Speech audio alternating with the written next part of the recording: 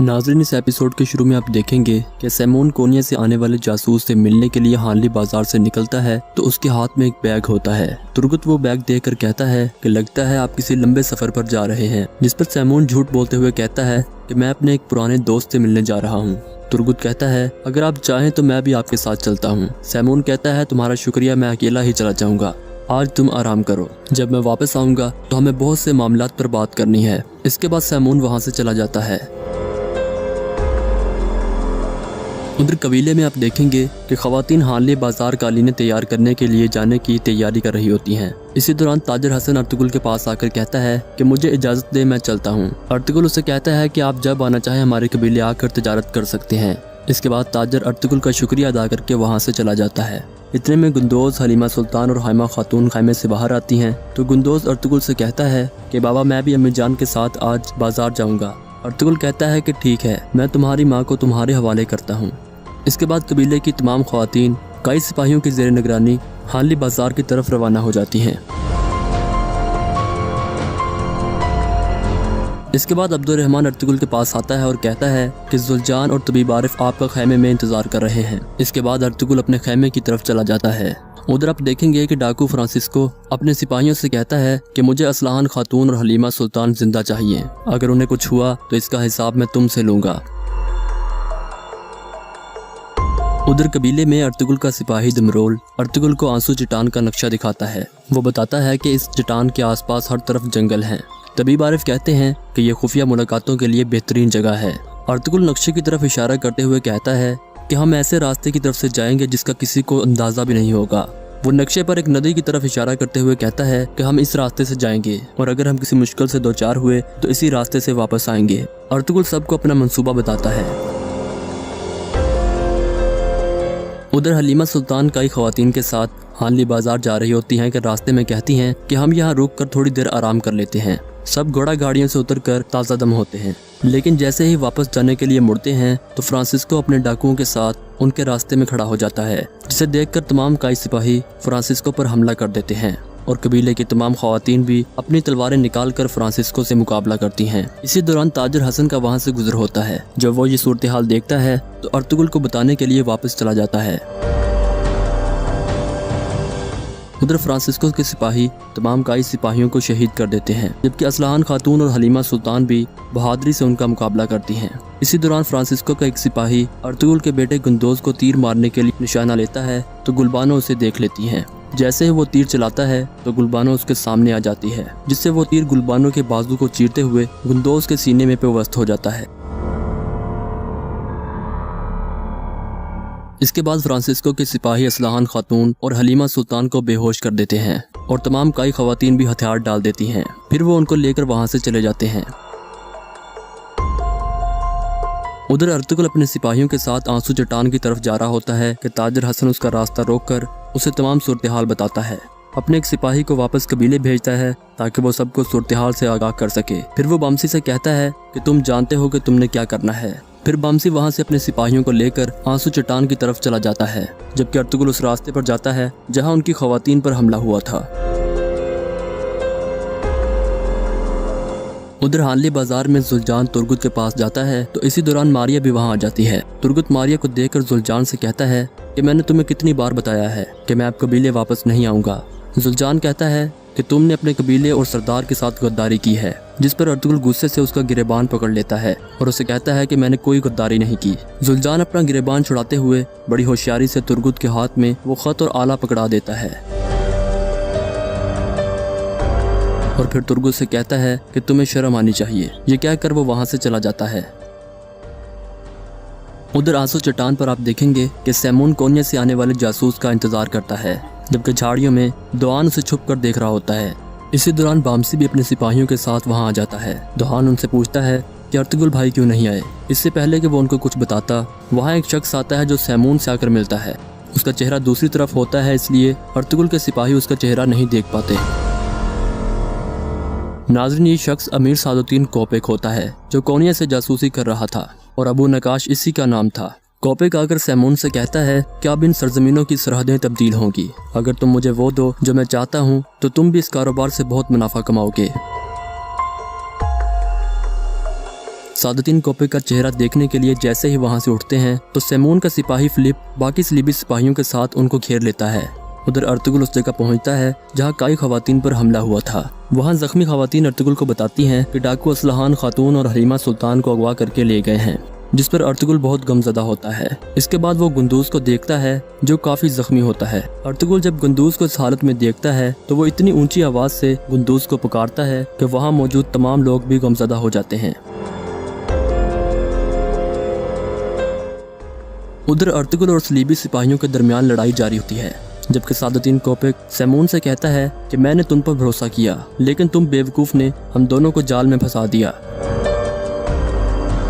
उधर अर्तुगरुल गुंदोज का सर अपनी गोद में रख कर रो रहा होता है। इसी दौरान उसे एहसास होता है कि ये जिंदा है, जिस पर वो उसे उठाकर सबको बताता है कि ये जिंदा है, जिस पर सब खुश हो जाते हैं। और अर्तुगरुल गुंदोज को उठाकर एक सिपाही को देता है और उसे कहता है कि इसे फौरन आरिफ साहब तक पहुंचाओ, और अपने दूसरे सिपाही को कहता है कि सरदार जानदार को खबर करो कि मैं डाकुओं के पीछे जा रहा हूँ।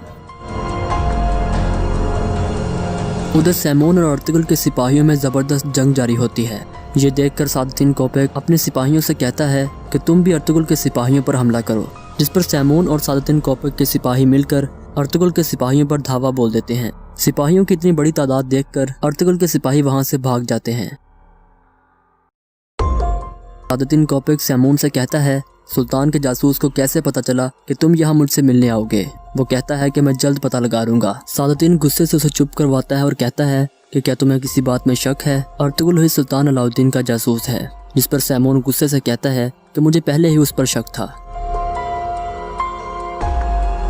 कोपे उसे बताता है कि किला कुरुचाइसार को फतह करने के लिए अर्तुगरुल दिन रात काम कर रहा है, और अगर उसने वो किला फतह कर लिया तो सुल्तान अलाउद्दीन को कोई नहीं रोक सकता। जिस पर सेमून कहता है कि इसका मतलब है कि तुम सुल्तान अलाउद्दीन की जगह लेना चाहते हो, या फिर उसकी जगह किसी और को सुल्तान बनाना चाहते हो। जिस पर कोपे को बहुत गुस्सा आता है और वो कहता है कि तुम अपने काम से काम रखो, अगर दोबारा तुमने ऐसी बात की तो मैं तुम्हारा कलेजा निकाल कर कुत्तों को खिला दूंगा। उधर जंगल में सलीबी सिपाही अर्तुगरुल के सिपाहियों का पीछा करते हैं और उन पर तीर चलाते हैं। इसी दौरान एक तीर अर्तुगरुल के सिपाही सफदर को लगता है, जिस पर वो जख्मी हो जाता है, लेकिन वो लगातार भागते हैं और भागते भागते झाड़ियों के पीछे छुप जाते हैं, जहां सलीबी सिपाही उनको तलाश किए बगैर ही आगे निकल जाते हैं। फिर बामसी सबसे कहता है कि चलो कबीले चलते हैं। दोआन कहता है कि तुम जाओ, मैं अर्तुगरुल भाई की इजाज़त के बगैर कबीले वापस नहीं जा सकता। हम किस मुंह से अर्तुगरुल भाई के पास जाएंगे। लेकिन बामसी इसरार करके उसे वापस जाने पर राजी कर लेता है।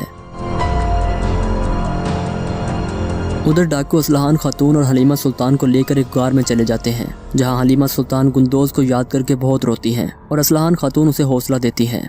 उधर फिलिप सेमून को आकर बताता है कि वो भाग गए हैं। सेमून उसे कहता है कि जल्दी से सिपाहियों को इकट्ठा करके उनका पीछा करो। कोपेक उसे कहता है कि तुम तो अपनी भी हिफाजत नहीं कर सकते। इसके बाद कोपेक अपना मुंह ढांप कर वहां से चला जाता है और सेमून गुस्से से चिल्लाने लगता है। उधर अर्तुगरुल सिपाही कबीले वापस जा रहे होते हैं कि रास्ते में दोआन जख्मी होने की वजह से अपने घोड़े से गिर जाता है। बाकी सिपाही उसे आकर पकड़ते हैं तो इसी दौरान वो बेहोश हो जाता है, जिस पर बामसी समेत बाकी सिपाही शदीद गमगीन हो जाते हैं। तो नाज़रीन, ये एपिसोड यहीं पर इख्तिताम पजीर होती है।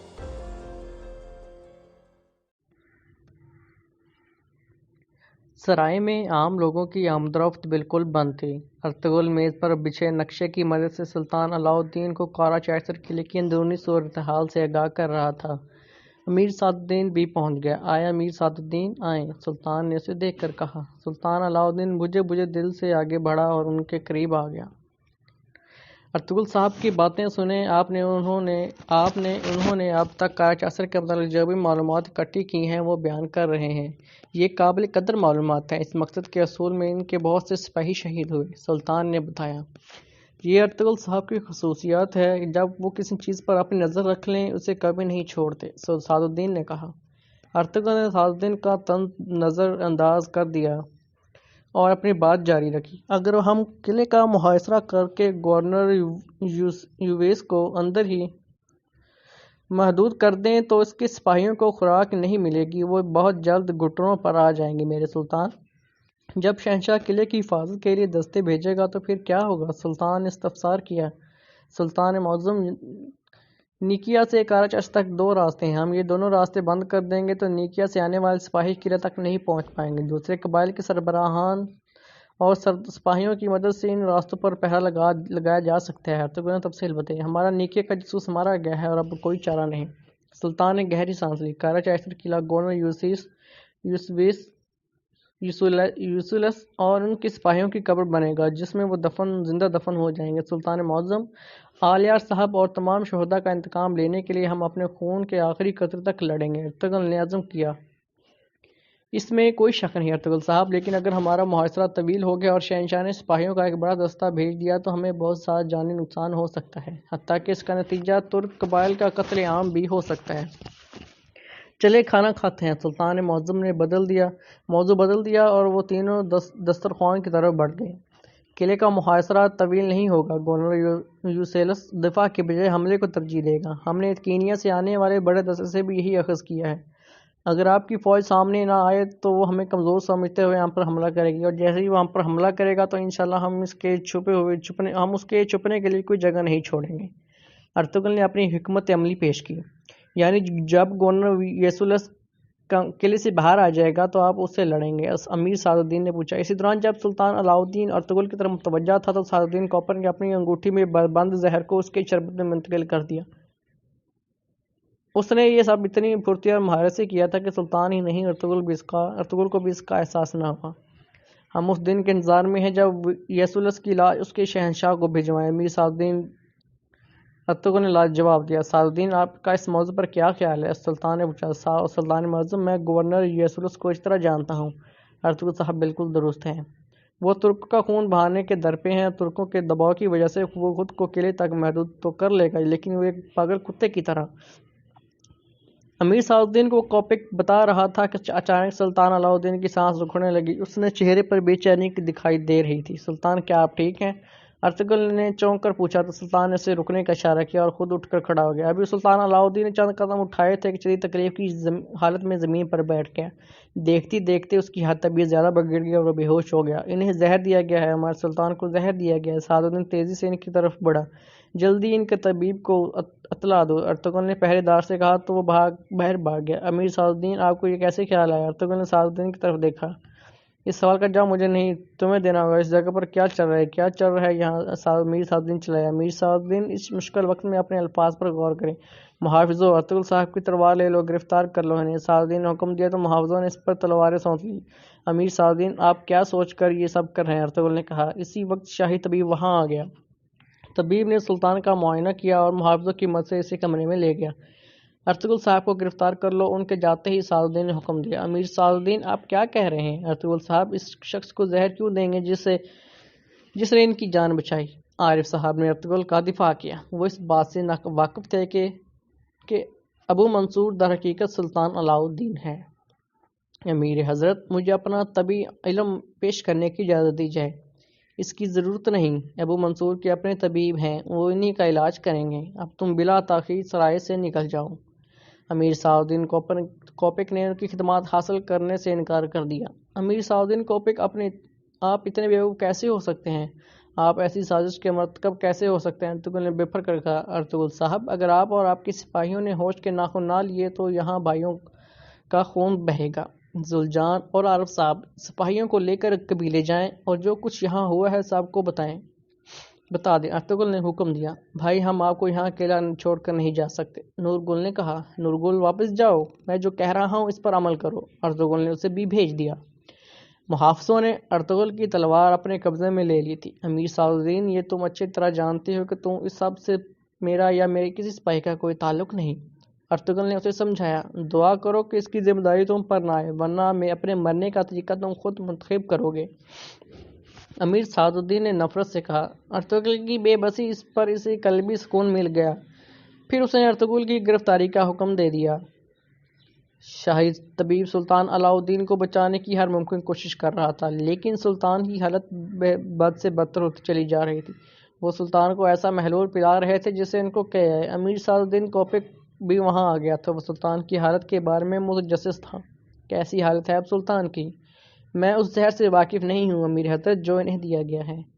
میں نے ایسا زہر کبھی نہیں دیکھا، ان کی حالت بہت گمبھیر ہے، ہم سلطان کو کھو رہے ہیں۔ طبیب نے سلطان کی حالت سے آگاہ کیا تو سلطان سعد الدین کوپیک مطمئن سا ہو گیا۔ اس دوران ابن عربی بھی حانلی بازار پہنچ گئے۔ وہ جانتے تھے کہ ابو منصور دراصل سلطان علاء الدین ہیں۔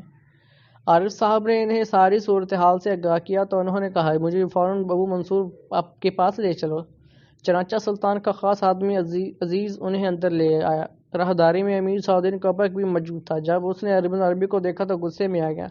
میں نے تمہیں روکا تھا کہ کوئی اندر نہیں آئے گا عزیز۔ امیر سعد الدین محترم بن ابن عربی ہمارے سلطان کی صحت یابی کے لیے آئے ہیں۔ ہمارے سلطان کے اپنے طبیب موجود ہیں لیکن وہ ان کا علاج کرنے سے قاصر ہیں۔ عزیز نے حقیقت بیان کی۔ ابن عربی ارطغرل کے خاص آدمی ہیں، میں ان پر کیسے اعتماد کر سکتا ہوں؟ انہیں باہر کا راستہ دکھاؤ۔ سعد الدین کسی بھی صورت نہیں چاہتا تھا کہ ان کی ملاقات سلطان سے ہو۔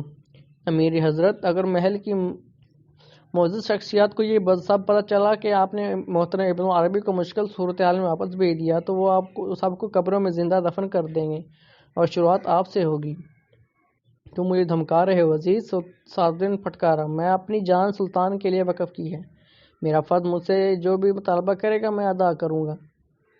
اپنے سلطان کے لیے ضرورت پڑی تو میں جان بھی دوں گا۔ عزیز اپنے موقع پر ڈٹا رہا۔ امیر سعد الدین، اگر ان کا مقررہ وقت آن پہنچا ہے تو پھر اللہ کا یہ ادنا بندہ سلطان کو موت کے پنجے سے نہیں بچا سکتا، لیکن جنہوں نے ان کے علاج میں رکاوٹ ڈالی ہوگی وہ سب کی نظروں میں قصوروار ہوں گے۔ ابن عربی نے وضاحت کی۔ امیر سعد الدین کسی صورت نہیں چاہتا تھا کہ ابن عربی یا کوئی بھی سلطان کی جان بچائیں، لیکن اب مجبور ہو گیا تھا۔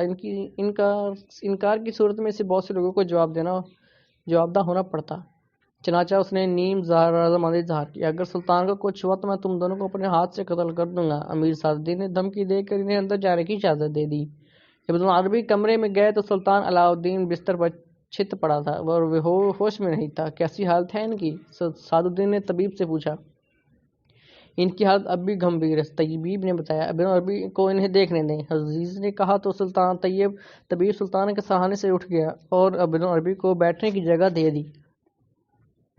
آپ نے ابھی تک کیا کیا ہے؟ انہوں نے سلطان کی حال دیکھ کر پوچھا۔ میں نے ان کا معدہ خالی کرنے کی کوشش کی تھی مگر کوئی افاقہ نہیں ہوا، مجھے ان علامات سے واقفیت نہیں ہے شیخ۔ یہ سن کر ابن عربی سلطان کی طرف متوجہ ہو گئے۔ اس پر نظر رکھنا، یہ سلطان کو نقصان بھی پہنچا سکتا ہے۔ امیر سعد الدین نے طبیب کے کان میں سرگوشی کی۔ آپ بے فکر ہیں میرے عزیز، مجھے ایک چھوٹا پیالہ دیں، ان کے خون کی صورتحال کا جائزہ لیتے ہیں۔ ابن عربی نے کہا تو طبیب چھوٹا پیالہ لے آیا۔ ابن عربی نے سلطان کا تھوڑا سا خون نکال کر اس کا معائنہ کی اور طبیب بولے جن جڑی بوٹیوں کے نام میں بتاؤں وہ مجھے ابھی لا دیں۔ ابن عربی جڑی بوٹیوں کے نام بتانے لگے۔ جلد ہی جڑی بوٹیاں فراہم کر دی گئیں تو ابن عربی نے انہیں پیس کر دو تیار کر لی اور اللہ کا نام لے کر سلطان کے منہ میں ڈال دی۔ کمرے میں موجود سب لوگوں کو باہر بھیج کر ابن عربی اللہ کے حضور دعا کرنے لگے۔ امیر سعد الدین کوپیک علاج والے کمرے سے نکل کر ارطغرل کے پاس گیا اور اسے پیغام ملا تھا کہ ارطغرل اس سے ملنا چاہتا ہے۔ تم اس سے کیوں ملنا چاہتے ہو؟ سعد الدین نے مخاوت سے کہا۔ سلطان کی حالت اب کیسی ہے؟ ارطغرل نے پوچھا۔ وہ اپنی زندگی کی جنگ لڑ رہے ہیں، تم کیا چاہتے ہو؟ اگر ہمارے درمیان کوئی غدار نہیں تو وہ یسلس کو کیسے معلوم ہوا کہ سلطان سراہیں میں ہے؟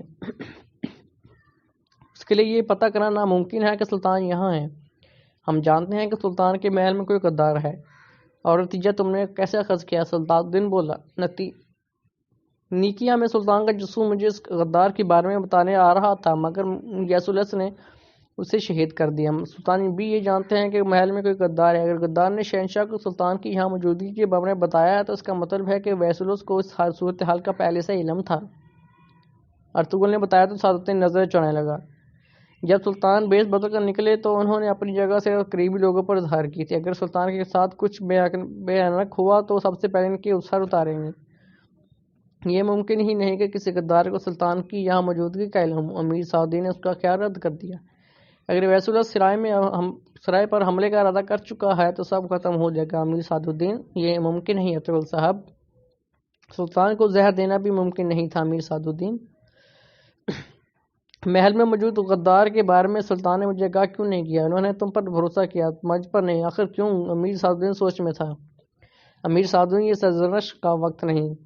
اگر یسلس سرائے پر حملہ کرتا ہے تو میرے سپاہیوں کے بغیر آپ انہیں روک نہیں پائیں گے۔ بہتر ہوگا ضروری اقدامات اٹھا لیں۔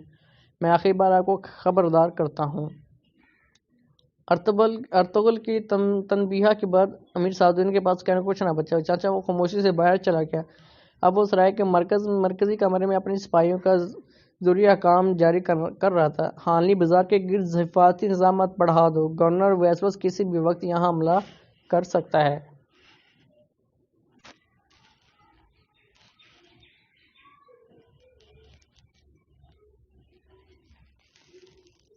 امیر حضرت، اگر ایسا کوئی امکان ہے تو ہمیں سلطان کو فوری طور پر یہاں سے ہٹانا ہوگا، ایک سالار نے مشورہ دیا۔ نظر نہیں آتا سلطان حالت نزاع میں ہے، ہم انہیں کہاں لے جا سکتے ہیں؟ اگر راستے میں حملہ ہو گیا تو کیا ہوگا؟ جو میں کہتا ہوں وہ کرو، سلطان یہی رہیں گے، امیر سعد الدین نے اسے ڈانٹا۔ اسی دوران عزیز بھی وہاں آ گیا۔ امیر سعد الدین، ترک سردار آئے ہیں، لعنت ہو ان پر، بس ان کی کمی رہ گئی تھی، ان سب کو واپس بھیج دو۔ وہ جھنجھلا کر بولا۔ اسلحان خاتون اور حائمہ خاتون بھی باہر ہیں، ان کا کہنا ہے کہ یہاں سے ان کی لاشیں ہی جائیں گی، وہ سب جانتے ہیں کہ سلطان یہاں ہے۔ اف، کیا بنے گا ان جاہلوں کا؟ ٹھیک ہے، بھیجو انہیں۔ امیر سعد الدین نے اپنے غصے پر قابو پاتے ہوئے کہا۔ وہ اس صورت میں ملنے سے انکار نہیں کر سکتا تھا۔ عزیز چلا گیا تو وہ بے چینی سے ٹہلنے لگا۔ کچھ دیر بعد وہ دروازہ کھلا اور حائمہ خاتون اسلحان کے ساتھ اندر گئیں۔ ترک سردار ارطغرل کے جاں باز بھی تھے۔ جب بھی آپ ہمارے علاقے میں آتے ہیں کوئی آفت آ جاتی ہے، اس بار بھی آپ نے ہمیں مایوس نہیں کیا۔ ہم سب جانتے ہیں کہ ابو منصور در حقیقت ہمارے سلطان ہیں، ہم یہ بھی جانتے ہیں کہ ارطغرل صاحب بے گناہ ہیں۔ حائمہ خاتون نے اعتماد سے کہا۔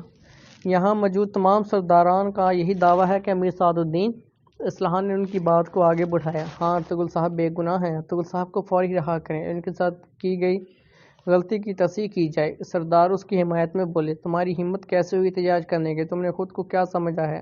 کیا تم لوگ ریاست کے امیر کو حکم دو گے تو کیا اس نے کیا کرنا ہے؟ سپاہیوں، ان سب کو اٹھا کر ہانلی بازار سے باہر پھینک دو، جو بھی مخالفت کرے اس پر رحم مت کرو۔ امیر سعد الدین نے سخت حکم دیا۔ جیسے ہی سعد الدین نے اپنی بات مکمل کی، وفد کے شرکاء نے اپنی تلواریں نکالیں۔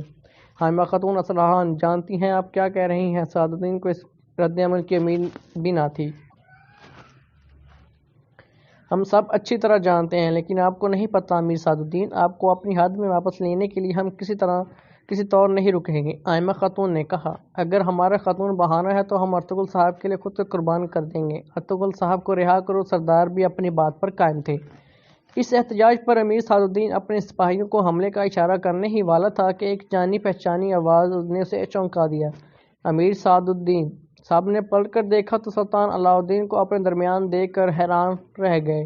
سلطان! امیر سعد الدین صرف یہی ایک لفظ کہہ سکا تھا۔ سلطان کو سامنے پا کر اس کے چہرے کی رنگت بدل گئی تھی۔ وہ سوچ بھی نہیں سکتا تھا کہ ابن العربی سلطان کو بچا لیں گے۔ ماشاء اللہ، اب ٹھیک ہو گئے، اللہ کا شکر ہے۔ اس نے جلدی سے خود کو سنبھال لیا۔ سپاہیوں اور باقی لوگوں نے بھی تلواریں میان میں ڈال لی تھیں۔ تم سوچ بھی کیسے سکتے ہو کہ مجھ پہ زہر ارطغرل صاحب نے دیا ہوگا؟ تم نے میرے سردار اعلیٰ اور ایک بہادر سردار کے ساتھ ایسا سلوک کیسے مناسب سمجھا، جن کو میں نے پلک جھپکائے بغیر یہ زمینیں سونپ دی؟ تم انہیں کیسے قید کر سکتے ہو؟ فوراً انہیں رہا کرو، فوری طور پر۔ سلطان غصے سے دھاڑا تو امیر سعد الدین کی ٹانگیں کانپ گئیں۔ سپاہیوں، ارطغرل صاحب کو رہا کر کے لے آؤ، اس نے جلدی سے کہا۔ پھر سلطان وہاں موجود سرداروں سے مخاطب ہوا۔ سرداران اور بہادر خواتین نے برائے مہربانی تشریف رکھیے۔ سلطان نے مسند پر بیٹھے ہوئے کہا تو باقی لوگ بھی دائیں بائیں ہاں بیٹھ گئے۔ میرے سرداران، آپ کا شکریہ۔ میں نے ایک بار پھر دیکھا ہے کہ یہاں ارطغرل صاحب سے کتنی محبت کی جاتی ہے۔ میرے ساتھ جو حادثہ پیش آیا اس کی وجہ سے امیر سعد الدین گھبرا گئے تھے اور وہ اپنی حدود سے تجاوز بھی کر گئے تھے۔ میں جانتا ہوں ارطغرل صاحب بے گناہ ہیں۔ ارطغرل بھی وہاں آ گیا اور سینے پر ہاتھ رکھ کر تعظیم پیش کی۔ آئیے ارطغرل صاحب، تشریف رکھیے۔ ارطغرل آگے بڑھا اور سلطان کے دائیں جانب بیٹھ گیا۔ ابن العربی بھی وہیں تھے۔ اللہ کا شکر ہے آپ صحت یاب ہوئے۔ اللہ کا شکر ہے، اگر ہم میری سانسیں چل رہی ہیں تو میں اپنے سرداران کے درمیان بیٹھ پایا ہوں تو یہ سب ابن العربی اور ارطغرل صاحب کی وجہ سے ہے۔ میں ان دونوں کا شکر گزار ہوں۔ میں چاہتا ہوں کہ امیر سعد الدین نے آپ کے ساتھ جو رویہ اختیار کیا انہیں معاف کر دیں۔ سلطان نے ارطغرل اور ابن العربی کا شکریہ ادا کیا۔ اچھا، تو یہ صفاقی کس نے کی ہے؟ سلطان معظم سعد الدین غصے سے تلملایا۔ میں نہیں جانتا زہر کہاں سے آیا، شاید میرے سرائے آنے سے پہلے ہی وہ کسی چیز میں ملا دیا گیا ہو۔ سلطان نے خیال ظاہر کیا۔ آپ کبھی جان نہیں پائیں گے۔ گے زہر کب سلطان معظم کے جسم میں گیا، لیکن ان سے پیار کرنے والے والوں کی نیک دعاؤں اور ان کے جسم کی قوت سے سلطان کی صحت بحال ہوئی۔ ابن عربی نے بتایا، اللہ کا شکر ہے ہم اس سے بچ گئے سلطان، لیکن میں آگاہ کرنا چاہتا ہوں کہ آپ کو ابھی بھی ایک خطرے کا سامنا ہے۔ ارطغرل صاحب آپ کیا کہنا چاہتے ہیں؟ سلطان نے اس کی طرف دیکھا۔ گورنر ویسولس، اس سے پتہ چل گیا ہے کہ آپ حانلی بازار میں ہیں۔ ارطغرل نے بتایا، سلطان معظم میں نے حفاظتی اقدامات اٹھا لیے ہیں۔ صادقین نے جلدی سے جواب دیا، حملہ ہوا تو سرائے میں موجود سپاہیوں کی تعداد حملہ پسپا کرنے کے لیے ناکافی ہوگی۔ ارطغرل نے سلطان کو حقیقی صورتحال سے آگاہ کیا۔ اسی پل سلطان کا محافظ اندر آیا اور اجازت ملتے ہی خبر دی، سلطان معظم ہمارا جاسوس قلعہ کراچائسر میں مامور ہے، اس نے ایک پیغام بھیجا ہے۔ گورنر ویسپس اپنے سپاہیوں کے ساتھ قلعے سے نکل گیا ہے، اس نے حانلی بازار کے قریب ایک پہاڑی پر پڑاؤ ڈال رکھا ہے۔ ارطغرل صاحب آپ کی بات پھر ایک بار سچ نکلی، اگر انہوں نے حملہ کیا تو ہم پر بھی ڈٹ کر مقابلہ کریں گے۔ سلطان نے اعتماد سے کہا، حضور سپاہی بابر سرائے کے قریب چند سپاہیوں کے ساتھ آپ کے احکامات کا منتظر ہے۔ نورگل نے ارطغرل کے کانوں میں سرگوشی کی تو وہ سلطان سے مخاطب ہوا، سلطان معظم آپ کی اجازت سے میں کچھ اور بھی کہنا چاہتا ہوں۔ ہماری حالیہ جنگ کے دوران ویسولس نے ابو منصور اور اس کے آدمی کو بہت قریب سے دیکھا ہے، اگر اس نے اب انہیں حانلی بازار سے نکلتے دیکھا تو انہیں ان کا تعاقب کرے گا۔ اگر آپ مناسب سمجھے تو اپنے محافظوں کی سرائے کی محافظت میں مامور رہنے دیں، اس طرح آپ سرائے میں محفوظ رہیں گے، جبکہ میرے سپاہی اور میں سرائے سے آپ کا لباس پہن کر نکلیں گے۔ ویسولس یہ سوچ کر آپ جا رہے ہیں تو فوراً تعاقب شروع کر دے گا، اس سے باقی سپاہیوں کو بھی وقت ملے گا کہ سرائے میں آپ کی حفاظت کو یقینی بنائیں۔ ارطغرل نے تجویز پیش کی، گورنر ویسولس آپ کے پیچھے آ گیا تو کسی کو زندہ نہیں چھوڑے گا۔ ارطغرل صاحب، سلطان نے تشویش کا اظہار کیا، اپنی ریاست اور سلطان کے لیے ہم اپنی جان قربان کر دیں گے۔ میں سرائے کے قریب اپنے سپاہیوں کو پیغام بھیجتا ہوں کہ وہ کوزگن وادی میں میرا انتظار کریں۔ سرائے سے نکل کر میں گورنر ویسولس کو کوزگن وادی میں لے جاؤں گا۔ وہ دن آ گیا جس کا مجھے انتظار تھا، آج میں ویسولس کو جہنم رسید کروں گا۔ ارطغرل نے اپنی حکمت عملی بتائی تو سلطان نے بھی اجازت دے دی۔ ادھر امیر صلاح الدین کوپیک کی پریشانی میں اضافہ ہو گیا تھا، سب کچھ اس کی سوچ سے الٹ ہو رہا تھا۔ سلطان نے اجازت لے کر ارطغرل سرائے سے باہر آ گیا اور جہاں نورگل اس کا منتظر تھا۔ بھائی بابر اپنے سپاہیوں کے ساتھ روانہ ہو گیا ہے، وہ کوزگن وادی میں گھات لگا کر ہمارا انتظار کریں گے۔ شاباش نورگل۔ ارطغرل کے سپاہیوں نے ابو منصور کے محافظوں کا لباس پہن لیا تھا، روانگی کی گھڑی آ گئی تھی۔ ابن عربی نے ارطغرل اور اس کے ساتھیوں کی کامیابی کے لیے خصوصی دعا کی، آئمہ خاتون نے بھی انہیں دعائیں دے کر رخصت کیا۔ اس موقع پر سلطان علاء الدین بھی صلاح الدین کوپیک کے ساتھ سرائے سے باہر آ گیا اور وہ اس بہادر سردار کو خود الوداع کہنا چاہتا تھا۔ اللہ آپ کا حامی و ناصر ہو ارطغرل صاحب، میں فتح کے ساتھ آپ کی واپسی کی دعا کروں گا۔ سلطان نے ارطغرل کے کندھے پر ہاتھ رکھا، اللہ آپ کو فتح دے۔ امیر صلاح الدین کوپیک نے بھی دل میں پتھر رکھ کر کہا، سلطان سے اجازت ملی تو ارطغرل اعتماد کے ساتھ حانلی بازار سے روانہ ہو گیا۔ اس کے سپاہی بھی ابو منصور کے محافظوں کے بیس میں ساتھ تھے۔ وہ معرکہ جس کا انہیں انتظار تھا جلد شروع ہونے والا تھا۔ انہیں منزل پر پہنچنے میں دیر نہ لگی۔ اس نے گھوڑے سے اترتے ہی اس جگہ کا جائزہ لیا اور نورگل سے مخاطب ہوا، سپاہیوں کو ان کے مقامات دکھا دو نورگل، جو حکم میرے آقا۔ نورگل سپاہیوں کی طرف بڑھا، بابر پہلے سے وہاں گھات لگائے بیٹھا تھا۔ آپ وہ گھوڑوں سے اترے آئے اور درختوں میں گرے ایک چھوٹے سے میدان میں بیٹھ کر انتظار کرنے لگے۔ حضور، ان کے یہاں پہنچنے سے پہلے گورنر ویسولس نے تیر انداز ہم سب کو ختم کر سکتے ہیں۔ صفدر نے خدشے کا اظہار کیا، ویسولس دکھاوے کا شوقین ہے صفدر، وہ چار باتیں کہے بغیر حملہ نہیں کرے گا۔ ارطغرل نے اسے تسلی دی، میرے آقا ویسولس کو سبق حاصل ہو گیا ہے، میرا نہیں خیال کہ وہ آپ سے بات کرنا چاہے گا، میرے ساتھ نہیں، وہ تمہارے ساتھ ضرور گفتگو کرے گا۔ ارطغرل مسکرائے کیونکہ صفدر ابو منصور کا لباس پہنے بیٹھا رہا۔ آخر ہماری ملاقات ہو گئی ارطغرل، ہم ایک دوسرے کے لیے کب سے بھاگ رہے تھے۔ کچھ دیر بعد ہی ویسولس نے اپنے سپاہیوں کے ساتھ انہیں گھیر لیا۔ میں نہیں، تم ہمیشہ دور بھاگتے رہے ہو ویسولس، ارطغرل نے اطمینان سے کہا، تو تم اپنے سلطان کو زمینیں دکھانے لائے ہو یہاں، خوشی ہے کہ تم دونوں ایک ساتھ ملنا نصیب میں لکھا تھا میرے۔ اس نے سپاہی صفدر کی طرف اشارہ کیا جو ابو منصور کا لباس پہنے اس کی جانب پشت کیے بیٹھا تھا۔ گورنر ویسولس، میرے سلطان سے تم خواب میں بھی نہیں مل سکتے، ارطغرل نے کہا تو سپاہی صفدر بھی اپنی جگہ سے اٹھ گیا۔ اس کا چہرہ دیکھتے ہی گورنر ویسولس ہکا بکا رہ گیا، اپنی غلطی کا احساس ہوتے ہی اس نے سپاہیوں کو حملے کا حکم دے دیا۔ ارطغرل کے سپاہیوں نے بھی تلواریں نکال لیں اور جنگل تلواروں کی کھنک سے لرزنے لگا۔ اسی لمحے گھات میں بیٹھے باہر بابر نے اپنے سپاہیوں کے ساتھ بازنطینیوں پر تیر برسانے شروع کر دیے۔ گورنر ویسولس نے سپاہی تیر کھا کر گرے تو اس نے چیختے ہوئے کہا، ہوشیار ہو جاؤ، وہ ہر جگہ ہیں، انہوں نے ہمیں گھیر لیا ہے۔ ویسولس اپنے نقصان پر ہڑبڑا گیا تھا، لیکن اس کے باوجود وہ ڈٹ کر مقابلہ کر رہا تھا۔ ارطغرل، آج تم مرو گے یا میں؟ اس نے قائد سپاہی کا گلا کاٹتے ہوئے کہا تو ارطغرل بھی تیسیس کی طرف بڑھا۔ اب وہ دونوں آمنے سامنے تھے۔ ویسولس مزید انتظار نہیں کر سکتا تھا، اس نے فوراً ارطغرل پر حملہ کر دیا۔ ارطغرل نے وار روک کر ایک زوردار گھونسا ویسولس کے چہرے پر رسید کر دیا۔ ویسولس لڑکھڑا کر پیچھے ہٹ گیا، مگر جلد ہی سنبھل کر ایک بار پھر حملے کے لیے آگے بڑھا۔ اس بار ارطغرل کی ایک ہی ضرب سے تلوار اس کے ہاتھ سے نکل کر دور جا گری۔ ویسولس نے لپک کر تلوار اٹھانا چاہی تو ارطغرل نے اس پر اپنا پاؤں رکھ دیا۔ تمہارا آخری وقت آ گیا ہے ویسولس، تم شاید مجھے مار دو لیکن ہماری سلطنت ہمیشہ سے قائم رہے گی۔ ارطغرل ویسوس کا سر کاٹنے والا تھا کہ جھاڑیوں سے آنے والا تیر اس کے کندھے پر پیوست ہو گیا۔ تیر کھاتے ہی ارطغرل لڑکھڑا کر پیچھے گر گیا۔ ارطغرل کے سپاہی ان تیروں کا ہدف تھے۔ مدد پہنچتے ہی گورنر ویسوس کی جان میں جان آ گئی۔ اس نے اپنی تلوار اٹھائی اور سپاہیوں کی طرف متوجہ ہو گیا۔ اب وہاں مزید رکنا مرنے کے مترادف تھا، چنانچہ ویسوس اپنے بچے کچھ سپاہیوں کے ساتھ راہ فرار اختیار کر گیا۔ ادھر نور گل نے ارطغرل کے کندھے سے تیر نکال دیا تھا۔ ارطغرل کو بھی خدشہ تھا کہ گورنر ویسوس میدان چھوڑ کر بھاگ جائے گا۔ جب تک صورتحال واضح ہوئی، ویسوس غائب ہو گیا تھا۔ اس کے جاتے ہی تیر انداز بھی واپس چلے گئے، وہ صرف اسے بچانے آئے تھے۔ ارطغرل اپنے جہاں باز نورگل، صفدر اور بابر کے ساتھ ان کے طاقت میں روانہ ہو گیا۔ باقی سپاہیوں کو اس نے زخمیوں کے ساتھ قبیلے میں واپس بھیج دیا تھا۔ ادھر ارطغرل جنگل میں آگے بڑھ رہا تھا کہ گھات میں بیٹھے ویسوس نے اپنے سپاہیوں کے ساتھ دوبارہ حملہ کر دیا۔ لڑائی ایک بار پھر شروع ہو گئی۔ ارطغرل کے ساتھ صرف 2 جہاں باز تھے، جبکہ ویسوس درجن بھر سپاہی لے کر آیا تھا۔ یہ مقابلہ حق اور باطل کا تھا، جہاں ارطغرل نے نعرہ تکبیر لگایا اور ان پر ٹوٹ پڑا۔ گورنر ویسوس نے لڑنے کے لیے ارطغرل کا انتخاب کیا تھا۔ وہ جانتا تھا کہ ارطغرل تیر لگنے سے زخمی ہو چکا ہے۔ اس کا خیال تھا اب اسے زیر کرنا آسان ہوگا۔ وہ ارطغرل پر بھرپور حملہ کر رہا تھا۔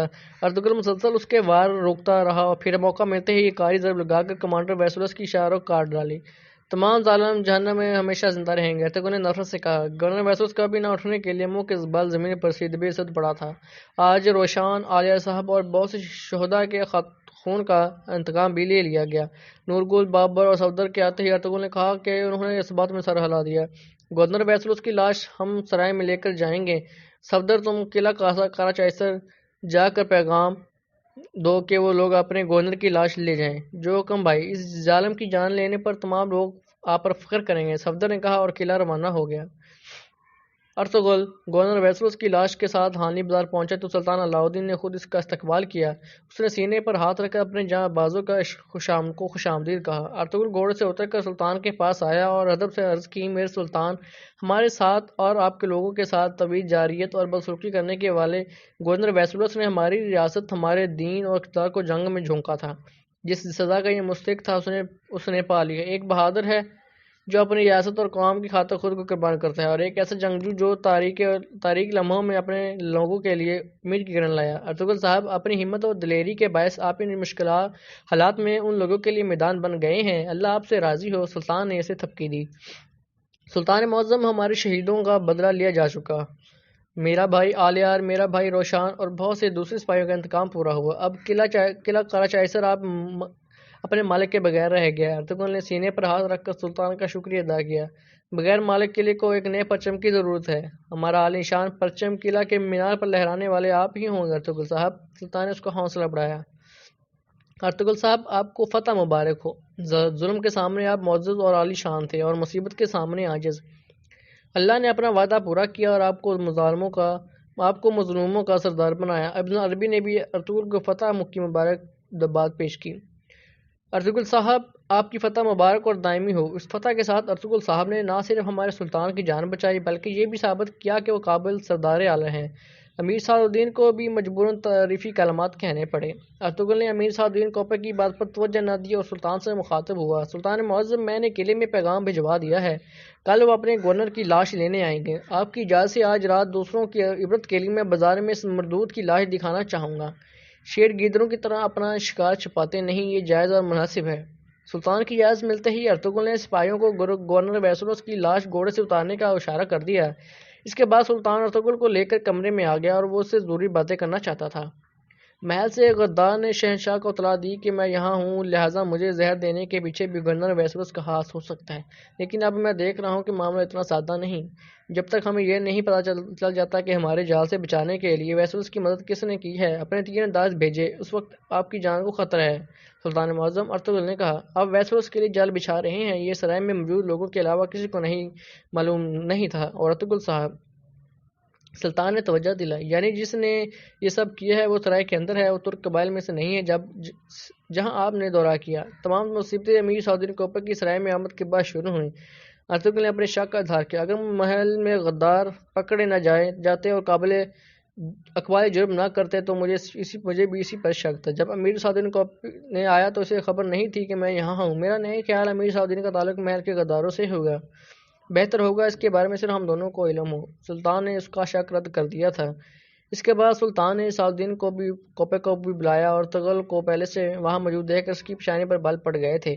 سلطان نے اسے بیٹھنے کا اشارہ کیا اور بولا، نیکولس یا تو قلعہ چھوڑ دے گا یا سپاہیوں سمیت مارا جائے گا۔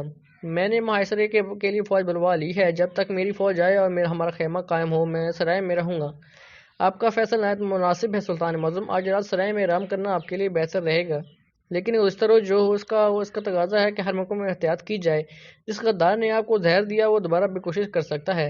امیر صلاح الدین نے خدشہ ظاہر کیا، اگر ایسا ہے تو احتیاطی اقدامات آپ کی ذمہ داری ہوگی امیر صلاح الدین، سلطان نے جواب دیا۔ فکر نہ کرے سلطان معظم، صلاح الدین نے ذمہ داری قبول کر لی۔ اگلے روز ویسروس کی لاش قلعہ کراچائسر سے آئے ہوئے سپاہیوں کے حوالے کر دی گئی اور اس کی سیاہ کاریابیوں کا باب ہمیشہ کے لیے بند ہو گیا۔